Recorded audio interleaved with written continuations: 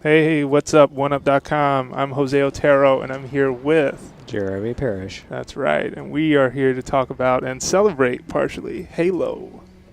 Specifically, Halo's 10th anniversary, which is being commemorated on this very day with the Halo Combat Evolved Anniversary Edition. What a cumbersome name. Yeah, CEAE. No thanks. So we're looking at what here? The Silent Cartographer level? Silent Cartographer. This is the this level is so good. level campaign. Yeah, it is. It's so good. This was the level that everyone told me that you should play this and you will never play another like console first-person shooter. Which is a load of crap because I think you've played a lot of console first-person shooters since then. But at the time, this was really remarkable. Yes. Yeah. Oh, get him in the head. Get him in. Wasted opportunity. Wasting a grenade on a grunt. I don't know about that. It's okay. But yeah, this was this level is something they didn't manage to capture. The feel of this level is something they didn't capture in the Halo series for a long time. I mean, Reach has some missions that kind of have this feel to them, but there's something very unique about this level. Basically, the entire opening section is a completely open island where you can kind of capture the beach in any direction you like. You went straight ahead, but you can go the other direction too. So once you've secured the beach, then you head underground in search of ancient mysteries. Yeah, this is just a great example of what made Halo such a remarkable game. Yeah, for sure. And it's funny because I never played anything like that. Most levels in ooh, come on, back up. Yeah, I can't assassinate him, but hey, ooh, yeah, we just took the beach. And for those who want to see what this space used to look like, and granted, this has been overdone a lot if you've been following this game. But, man, I kind of miss the old way. Kind of? I don't know. I kind of like the new look. It's kind of a stark, contrast, yeah, but here comes our ride. Ah, yes, the Warthog, the invincible Warthog. You always heard stories of people kind of, taking in, this ring world and looking around, kind of being in awe of it. Don't say ring world, you'll cause copyright problems. That term is trademarked by Larry Niven. Yeah. But yeah, I don't know. It's weird to think that Halo is 10 years old now. It doesn't seem like it's been that long. It doesn't. But I was someone who followed Halo from its inception, from before the fact it was even announced, because I was a huge fan of Bungie's Marathon. You should switch to the new graphics. Or are these the new graphics? These are the new graphics. My bad. Sorry, 343. Which way would you like me to go? Right or left? Go backward. Backtrack. Go the other way. And it'll surprise them. And not just that, but if you went by a certain section of the island, I can swear that a dropship would show up crashed that wasn't there before. Once you'd investigated another structure. It really was really cool to see sort of what they did with this level. Even little things like that. Yeah, but I was a big fan of Bungie from back in the Macintosh days. Played Marathon, tried to play Myth, but real-time strategy is not really my thing. And the page, the website, the Marathon story page, was a collection of people who were really, really into Bungie games and the Marathon series specifically, and tried to decrypt the mysteries of the Marathon story. And Bungie chose to start teasing Halo to those folks. First of all, they sent a series of emails called the Cortana letters. There were these very cryptic messages from Cortana, who is clearly an AI, but the actual Cortana that you see in the games wasn't really the same as the Cortana teased in those early messages. It's more like rampant Cortana. Maybe we'll see that in Halo 4. Yeah. But yeah, so I followed this game really closely, and I was really disappointed when Bungie bought Microsoft, or Microsoft bought Bungie, because I didn't own a Windows PC, and I didn't really plan to own an Xbox. But I really wanted to play this. Sure. So it took me a while to actually have a chance to play it, but when I did, I was not disappointed. It was a great game. I remember around the time this game had come out, I was still playing shooters on a PS2, and I believe the one I was playing at the time was probably Red Faction, the first one, which had the Geomod support. And I remember, I thought that was so cool, this ability to, deform the environment and blow it up and sort of affect it. And then, some of my friends were telling me, oh, man, you think this is cool. You need to play Halo. And I'm just like, what are you talking about? Why would I do that? There were some good ideas in other console shooters at the time, but none of them played like this. The closest that anyone had come was Perfect Dark, which was designed around the N64 controller, which you know, they did a good job with that, but the N64 controller was really not made for the dual stick setup like the Xbox 360 or the original Xbox's Duke controller Oh was. man, the Duke. There's a control scheme that'll configure it so it'll be just like the Duke. Even though they never, they didn't do some sort of like special release controller, but I doubt that would have even done well. You know, for baseball, 360. basketball players. Yes, yeah, like me. I have Yeah, big you'd hands. be okay Yeah, with it. You're it's a nice, very tall man. Mm-hmm. Yeah, so Not me. I'm a little stumpy dude with little tiny hands. So that was another strike against the Xbox for me. But yeah, this game, I know for a lot of people, sold them on the Xbox in general. Sure. And you know, at the time, 10 years ago, this right here, this was pretty great. Yep. These graphics looked hot. Them graphics. Oh, Look man. at those grass textures. Yeah. So much better than Twilight Princesses. Yeah, it's funny because we're coming up on probably one of the weakest enemies in this game, which is surprising considering their size. Yes. Yeah, you can kill those guys in like one hit. Yeah, if you shoot them just once. Although they can also kill you in one hit if you let them get you with the fuel rod cannons. Well, all right. Yeah, missed opportunity. All right, come on, Toro. Oh, the other guy does not want to leave me alone. All right, wait a second. I'm making this look bad. Wow. Well, it has been 10 years. You're a little rusty. It has, and I'm here talking trash about, oh yeah, these guys were terrible. Yeah, it was really surprising when I thought, I wonder if I can kill these guys from behind, and I shot them with a pistol and killed them in like 3. Was it 3 shots? Yeah, no, one shot? it's I thought one it was shot. 3. Okay. Yeah, well, this is on heroic difficulty, and I was doing it over the weekend. One shot. It doesn't even make sense. Those guys are supposedly, according to canon, colonies of worms living in a tin can. I've been trying to figure that out myself. Whoa, get that shot. Come on. It's just we're sitting so goddamn close to TV.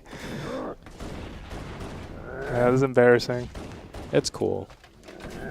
Everyone loves hunters. Yeah. The hunters are something I really enjoyed about the game. I mean, you know, sure, they're pretty easy to take down when you're not showing off for an audience, but they reminded me a lot again of the Marathon games. There were enemies very similar to this called hunters in Marathon, and it was just really nice to see that kind of consistency between the series. Like, it was clearly the Bungie we knew and loved. Sure. Yeah, I had not known. The only thing I knew that Bungie had worked on before this, or before I discovered Halo, was Oni for PlayStation 2, which that game was troubled. Yeah. They had some really great ideas with it, and they just couldn't pull it together, and eventually Take-Two, Rockstar bought the rights to the game and just said, all right, finish it up, guys. Just pack it and ship it. All right, I'm going to have to just throw grenades on people. I have no ammo and no way to kill these guys. How embarrassing is this? Nice I'm done on both weapons. But there's an overshield or something. Yep.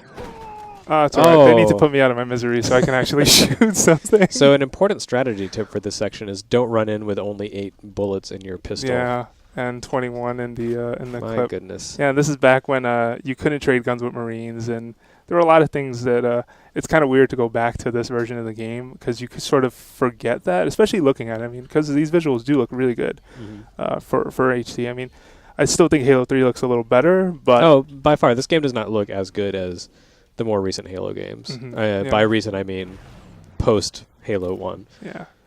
It looks better than Halo 2, but that's about it. Whoa. Let's.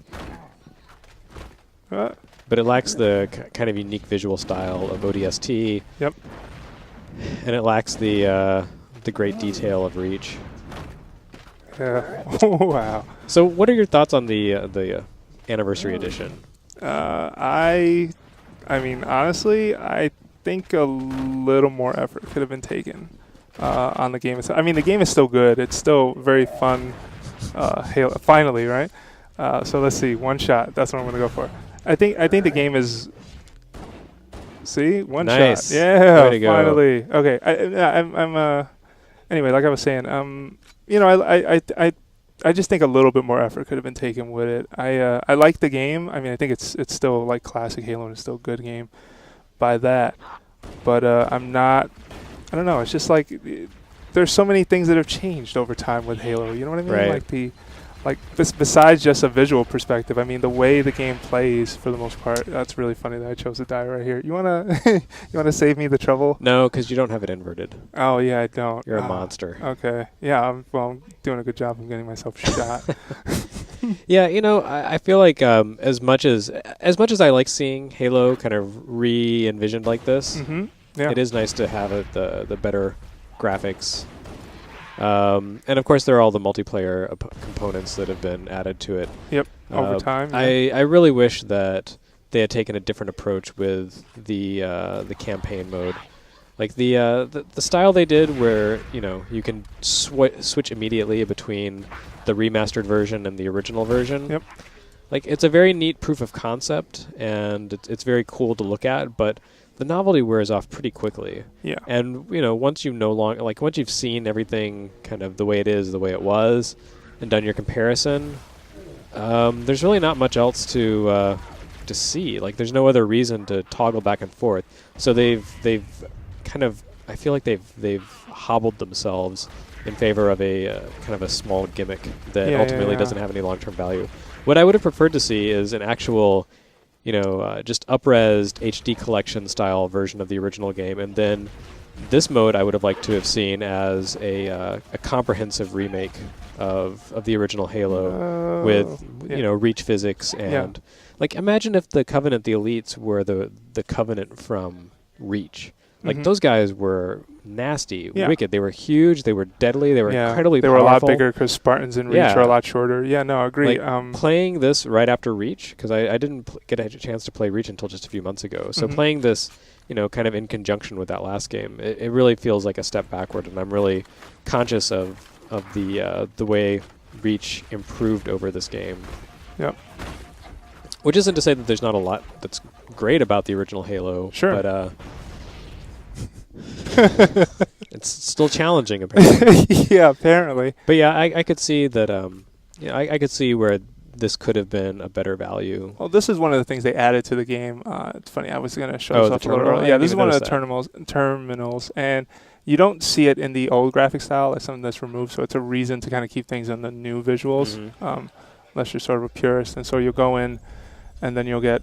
Hello, I'm 343 Guilty Spock. That's sort of supposed to This is my counterpart, R2-D2. To connect the story between Halo, or between what we currently know of the series and possibly what's going on in Halo 4. Well, I wouldn't say possibly. I mean, Bungie or 343 has said, yes, this is setting the story for Halo 4. So the things you see here are going to be, they're lead-ins to what Halo 4 is going to be about, whatever that may be. Yeah. Well, I'm really curious because I know they've also been talking a lot about sort of additions to the Master Chief and to that character, kind of giving him a personality or giving him, kind of defining him a little more, giving him a history. I'm just really curious to see how that comes off because, let's see, I mean, when they tried something like that with Samus, granted it was a different franchise. Yeah, well, there's a difference there. I'm not worried about the next game being another Yeah. But no, I kind of feel like this here, these terminal narratives are really kind of the main selling point of this game, and those will show up on YouTube eventually. Sure. For the most part, as nice as this package is, and it's good that they didn't try to charge full price for it. Nope. But I do feel that it's kind of a filler to sort of keep Halo in people's awareness and say, hey, look, Halo still exists. Yeah. Until the real sequel comes out, and that'll be probably, I'm assuming, next year. Yeah, a year from now. That's the timeline. Yeah, they're going for. Yeah. So I don't know. Maybe I'll take some time and go back and play this, but I kind of know what Halo is all about. So I'm really more interested in Halo 4 and seeing what they come up with that, because this is rehashed content. I want to see what 343 has new to bring to the series. See, when you asked me earlier what I thought, I also think I guess I kind of agree with you in that, like, a remake to me, sort of, when I hear that word, I think of how Resident Evil got remade and how it was top to bottom. Exactly. Implementing a lot of ideas that had found their way into the second and third game. The ability to like counter and things like that or escape. I would have liked to have seen a remade Halo, like just top down, like sort of like that. Well, maybe in 2014 we'll get that with Halo 2 Anniversary Edition. There's so much they could do to change Halo 2. What if they made it more like the game that it was originally designed to be? That would be interesting. That would be really interesting. Yeah. Anyway, yeah, we should wrap it up. But sure. But I've enjoyed checking out the game, and I've enjoyed watching you die horribly. Yeah, a couple times. So the appeal of Halo still exists. It still lingers on. Yep. Schadenfreude at your friends. Yep. Sad deaths. And you can pick this up right now. It just came out today. Yep. Yeah. That's All right. correct. Great. Thanks.